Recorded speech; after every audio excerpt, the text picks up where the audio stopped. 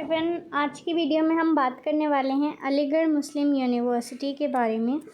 अलीगढ़ मुस्लिम university की form list 1 आ चुकी है और काफ़ी कोर्सेज़ की आ चुकी है, और लेकिन उसमें ना मेकअप पेमेंट में थोड़ा दिक्कत आ रही है बच्चों को। तो उसके लिए पहले तो हम एमयू एग्ज़ाम कंट्रोलर पे जाएंगे और जो भी पहला आइकन आता है उस पर क्लिक करके वेबसाइट ओपन कर लेंगे यूनिवर्सिटी की। अभी यहाँ पे आप देखिए जो एडमिशन सेक्शन है, यहाँ पे ऑनलाइन काउंसलिंग पोर्टल जो दिया है, यहीं से आपको अपना वो करनी है, पेमेंट भी करनी है। तो पेमेंट में दिक्कत क्या आ रही है? फर्स्ट थिंग, कुछ बच्चों के पेमेंट करने के बाद भी इनके पास मेल आ गया है, पेमेंट डिडक्ट हो गई है, बट फिर भी मे का पेमेंट का आइकन अभी भी शो हो रहा है। तो उनके लिए मैं यही कहना चाहूँगी कि आप थोड़ा सा वेट कर सकते हैं, क्या पता टेक्निकल ग्लिच हो वेबसाइट में, थोड़े टाइम में, मतलब थोड़े दिन नहीं, थोड़े टाइम में वो अपने आप ठीक हो जाए। क्योंकि वहाँ पे मेगा पेमेंट की जगह जनरेट अ स्लिप आना वहाँ पे शो होगा, उस एक्शन बटन के नीचे जहाँ पे मेगा पेमेंट आ रहा है वहाँ पे जनरेट अ स्लिप आएगा। तो जिन बच्चों का भी मेगा पेमेंट शो हो रहा है वो थोड़ा सा वेट कर लें और वेबसाइट को क्लियर करें, मतलब स्क्रॉल करें, क्लियर करें, दोबारा रीओपन करें, उस टैब को क्लोज़ करके, ऐसा करके देखें, हो जाएगा थोड़े टाइम में। मे बी आज नहीं तो कल तो हो ही जाएगा, अगर आप आज पेमेंट कर रहे हैं तो। उसके अलावा अगर नहीं भी हो रहा है तो आप दूसरी चीज़ ये भी कर सकते हैं, जो टेक्निकल सपोर्ट है, यहाँ पे आप क्लिक करेंगे तो यहाँ पे आप अपनी क्वेरी डाल सकते हैं, मतलब एक तरह से मेल ही है ये, जहाँ पे आपको अपना नाम, roll number, application number, mobile number, क्या इशू है, और इशू को थोड़ा ज़्यादा एलैबोरेट करके मेल डाल के सबमिट कर देना है, अपने मेल आईडी डाल के। ठीक है, तो ये भी आपके लिए हेल्पफुल रहेगा।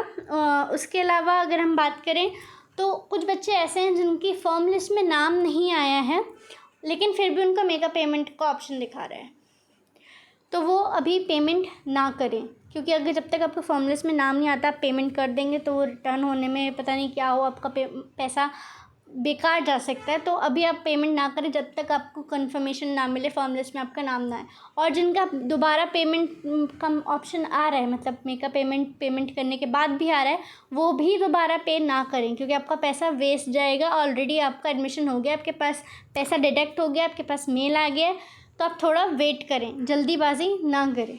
ठीक है, नेक्स्ट थिंग जो मैं आपको बताना चाहूँगी कि आपको फ़िज़िकल रिपोर्टिंग करने से पहले कुछ चीज़ों का ध्यान रखना है। 3 चीज़ें हैं जो आपको ध्यान रखनी है।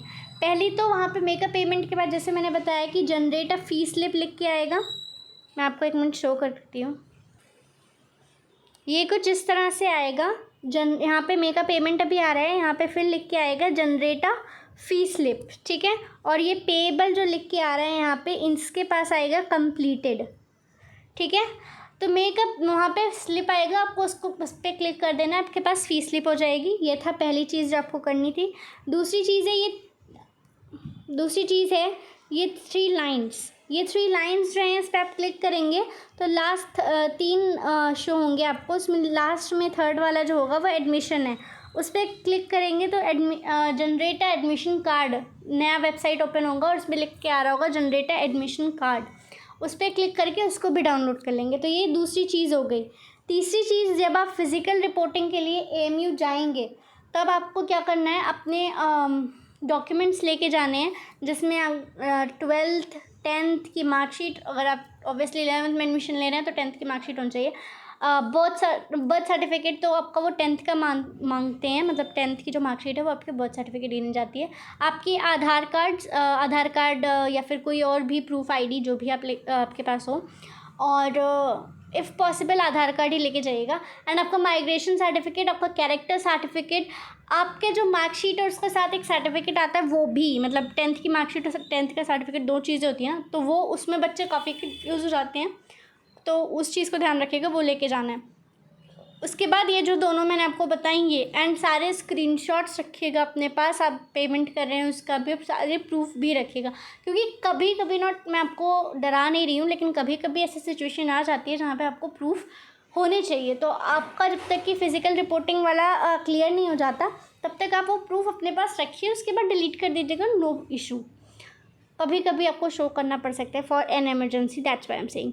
इसके अलावा सेकंड इम्पॉर्टेंट अपडेट जो मुझे आपको एएमयू के लिए देना है वो है ये, office of the dean faculty of engineering and technology AMU Aligarh से है। ये 22 तारीख को आ गया था, पर मुझे अभी मिला है नोटिस ये।